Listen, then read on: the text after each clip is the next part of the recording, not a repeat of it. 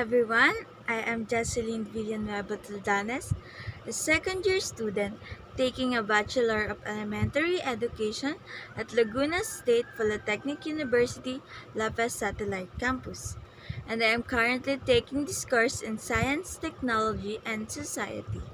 And for today's video, we are talking about intellectual revolution that defines society. The learning outcomes of this topic is articulate ways by which society is transformed by science and technology. Before starting our discussion, we will first have a motivation. Create your own theory. If you were given the opportunity to become a philosopher, what theory would you contribute to society? And why is this theory you thought of? You have 5 minutes to do our motivation. First, what is intellectual revolution? The term intellectual revolution is used to refer to Greek speculation about nature in the period before Socrates, roughly 600 to 400 BCE. Hence, the alternative technical terms are pre-Socrate or non-theological or first philosophy.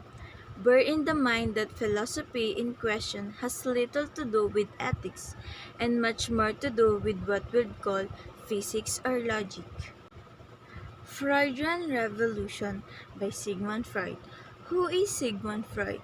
Sigmund Freud was an Australian neurologist and the founder of psychoanalysis, a clinical method for treating psychopathology through dialogue between a patient and psychoanalyst. Freud was born to Galician Jewish parents into the Moravian town in Freiburg in the Australian Empire. Freudian Revolution. This story started to revolutionize psychiatry with Sigmund Freud. These include the Freudian theory of personality that involves the human development that contribute to his or her personality and also his psychoanalysis. That is the process for achieving proper functioning if a human does not complete his or her developmental stage. Freud placed emphasis on the five stages of psychosexual development. As a child passes through this stage, unresolved conflict between physical drives and social expectation may arise. These stages are oral, anal, phallic, latency, and genital. Freud believed that the human mind was composed of three conflicting elements: the id, the ego, and the superego. These elements work together to create complex human behavior. Sigmund Freud's book became the hallmark of psychoanalysis. He described that the brain can be segmented into compartments. Information Revolution. This has been the era in which technology has prevalent. It also known as the computer age that has brought so much change on how we are living today.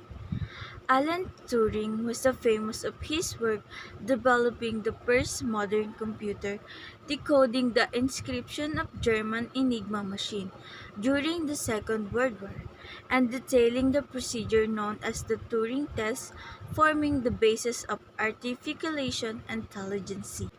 Information revolution main idea is to provide easier access to information through the use of internet and technology. Through the past year, it was involved and improved by the professional for the use to conveniently obtain while they do their other activities. Mesoamerica Revolution.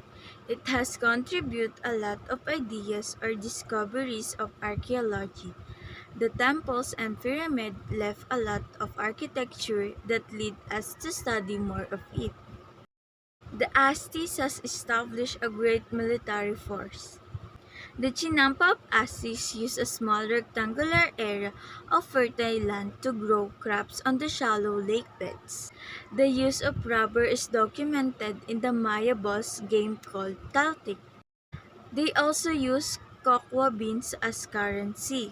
The quipus are used by the Incan for bookkeeping.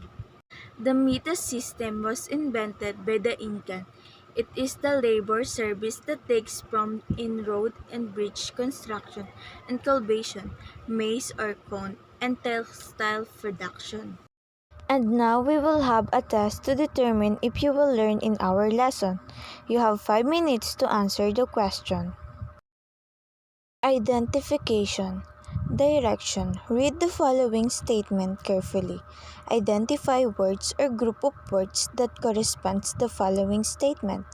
Write your answer on the space provided before each number.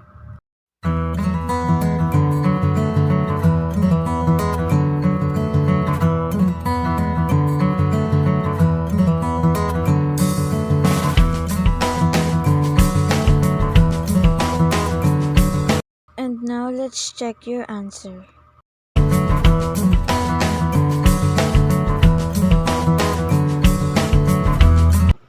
And that's all for today. I hope you have learned something for what I have discussed today. See you in our next discussion. Goodbye.